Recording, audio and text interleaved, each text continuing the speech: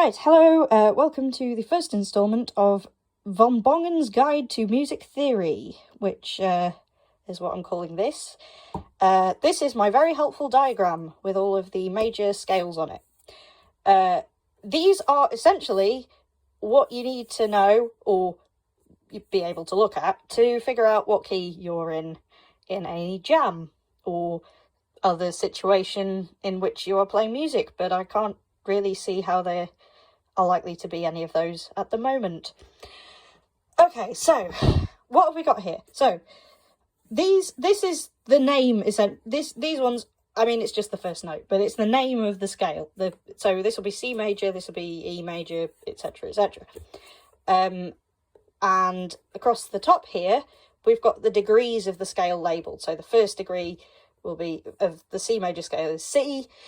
The important one to know is the sixth degree, because that is the relative minor.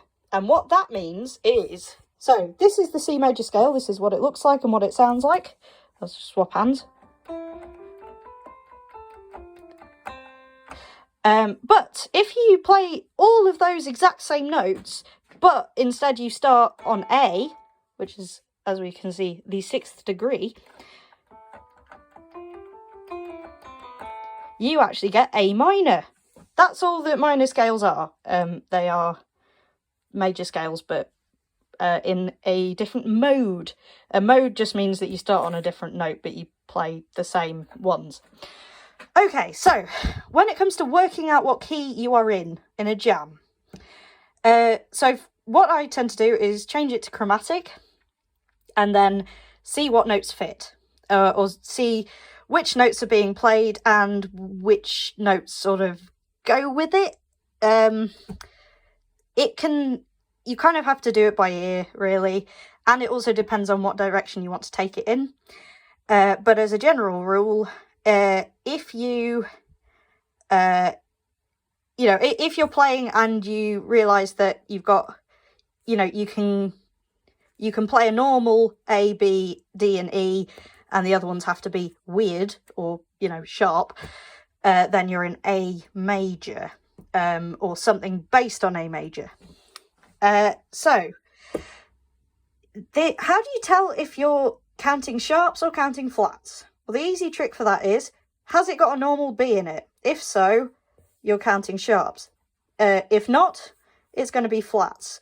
Or if it's got an F in it, it'll be flats. And again, if it hasn't, it'll be sharps. Obviously, C is sort of both of those because it doesn't have either sharps or flats in it.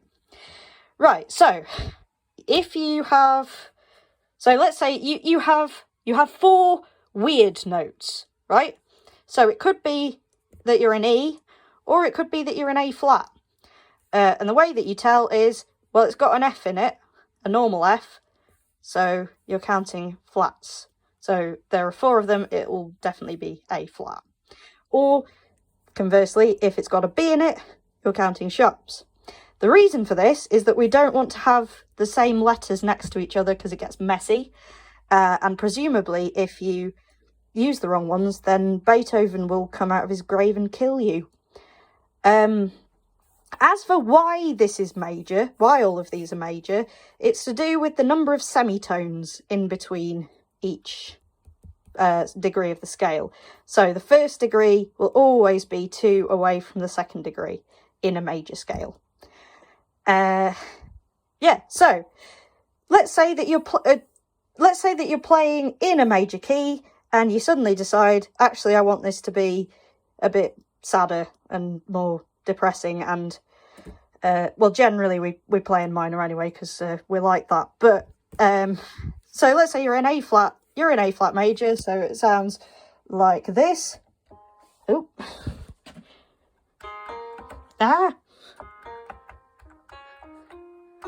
oh no, that's not it. So you can fit all of those notes in it, that's fine. And it's starting on A flat, so that means that it will be sounding happy. Well, instead, if you take the exact same notes, but you start on F instead, and if you play the right notes and don't just randomly hit keys like I just did, then essentially you've transposed it to a relative minor without actually having to change anything. Yeah, basically, as long as you find the right major scale, you'll get access to all the notes you need, and that's all you need to worry about. I'll do another video about modes because, well, they're confusing, but I'll get into that later. Yeah, if you have any questions, you can just message me or something, or whatever. Google it. I don't know. Have a good day.